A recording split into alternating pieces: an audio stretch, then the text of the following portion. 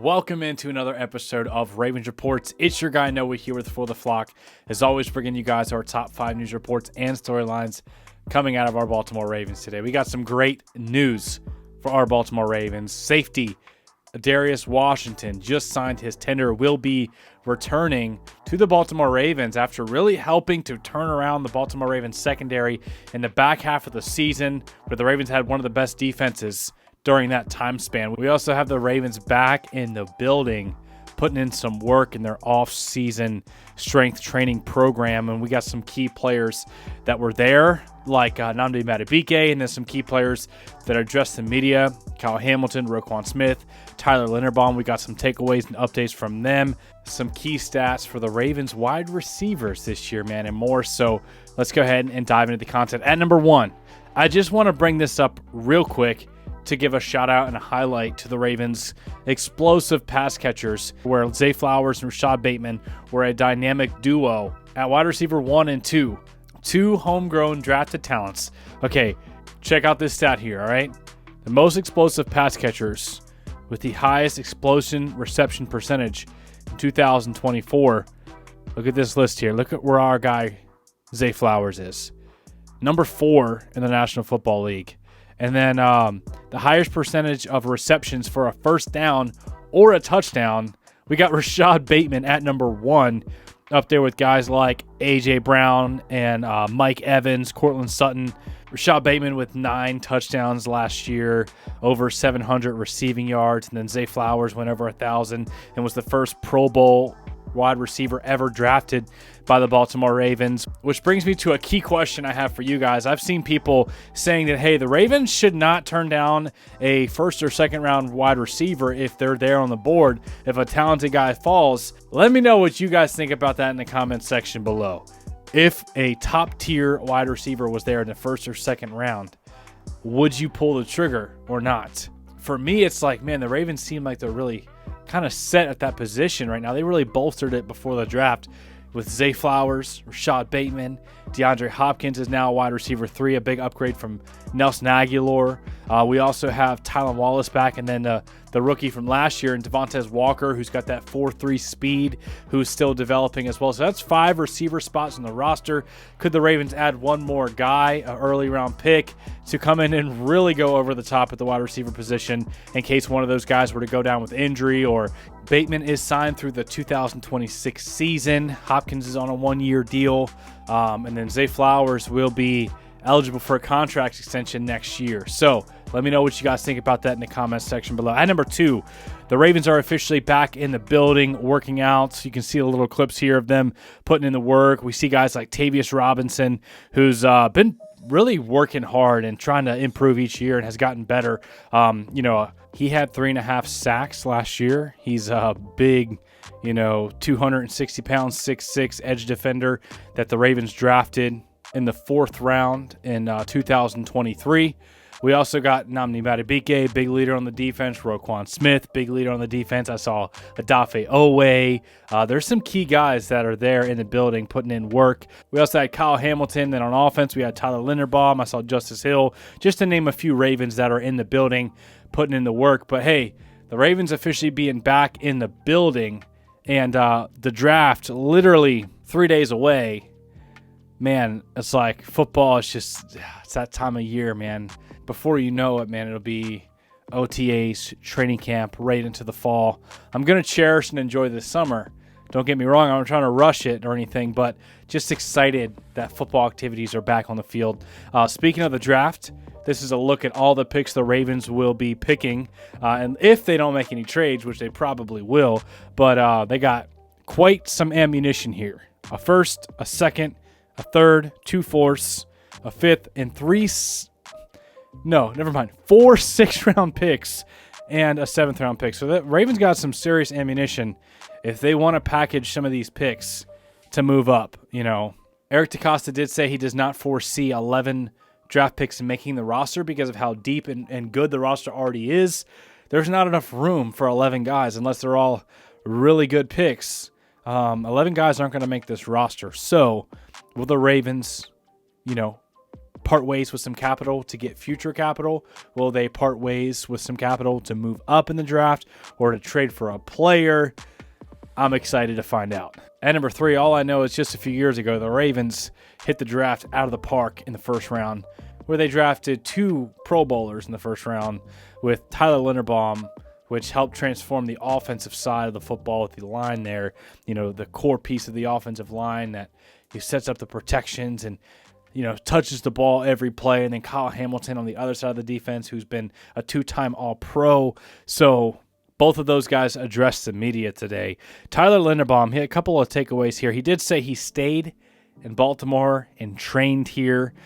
He also mentioned that it's awesome that Ronnie Stanley was signed to a contract extension and that he's back. He says, hey, we have the foundation. We just got to keep building off that foundation. He said, I'm sure some more guys will be brought in this year. He did say he was excited for Patrick McCarry, his friend that got an opportunity to go to Jacksonville. That was his starter, his guy that helped him when he was coming into the league, who played center, who also played guard and tackle. He was a huge part of the offensive line. He left in free agency, so the Ravens will have to fill that hole. Patrick McCarry is no doubt a loss, but not something that the Ravens can't overcome on that offensive line. Remember, 4 out of the 5 starters for the Ravens offensive line are returning next year, which means more continuity. And Tyler Linderbaum said that is so important with the offensive line. But he says whoever is out there, we expect them to play and perform at a high level. And he says it all starts in the trenches. Will the Ravens select a first-round offensive lineman or a second-round guy? We saw a lot of success with Roger Rosengarten last year in the second-round, absolute home run pick, who looks to be a long-term starting solution at right tackle. Not just a starter, but a high-caliber starter who's still developing. Roger Rosengarten is still young, and he's, got a whole offseason to develop that strength, which we saw him doing in one of these clips in his workout videos. So shout out to Roger Rosengarten. But will the Ravens grab another early-round offensive lineman to bolster that group? That could be some fun if the Ravens were to grab, a guy like Gray Zabel or Tyler Booker in the first round, and you would have a pretty nice imposing offensive line to pave ways for Derrick Henry and Lamar Jackson and Justice Hill and protect Lamar while he's dropping back and dishing out passes to DeAndre Hopkins, Zay Flowers, Bateman, and Likely, man. I'm so excited for this Ravens offense, and it could be even better if the Ravens upgraded the offensive line. But Tyler Linderbaum also, he was asked about the deal that Cam Jurgens just got. If you didn't see it, he got a 4-year, I think it was a 4-year contract extension worth about $17 million per year, right under Creed Humphrey's number at $18 million per year. So that's the number, that's the range you're going to be looking at, between $17 and $20 million to keep Tyler Linderbaum here in Baltimore long term.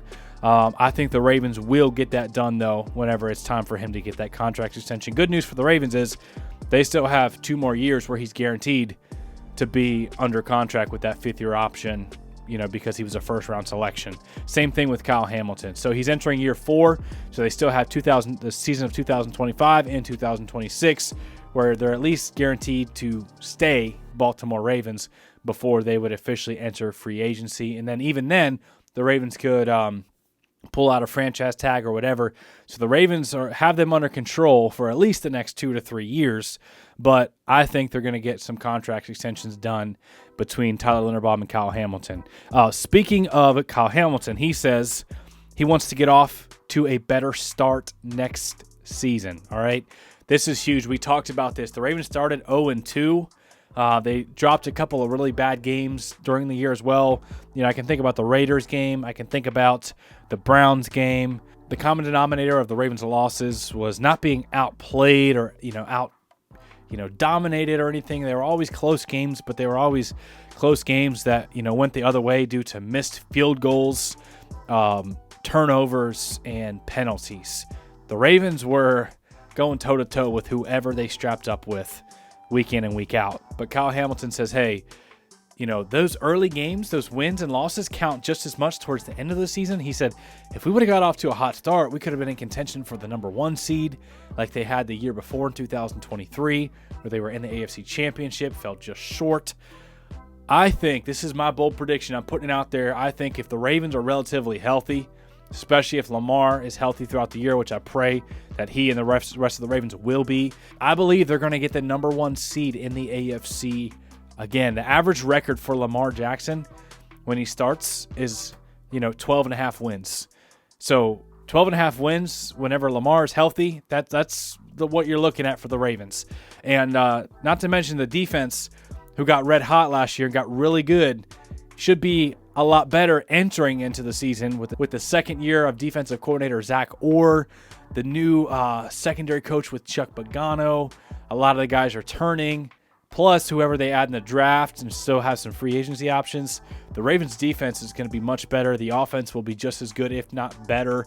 My prediction is that the Ravens bring home the number 1 seed and finally break through past the AFC Championship, and we'll see, but I really like the way this Ravens roster is built. A lot of young talent, but also a lot of veteran talent. Great coaching staff, complete all across the board.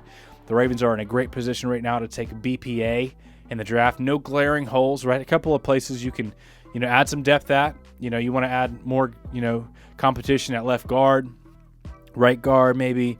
You need another safety, another corner. You can do some linebacker depth, right? There's some spots where you want to add some more talent.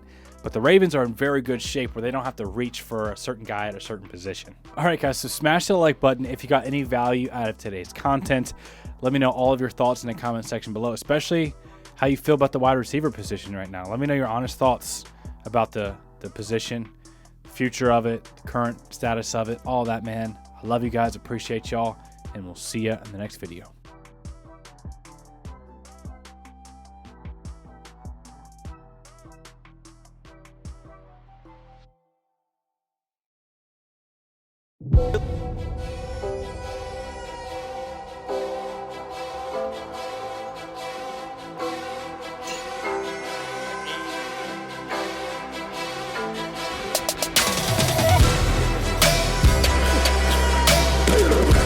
When he wasn't looking, he ran me over.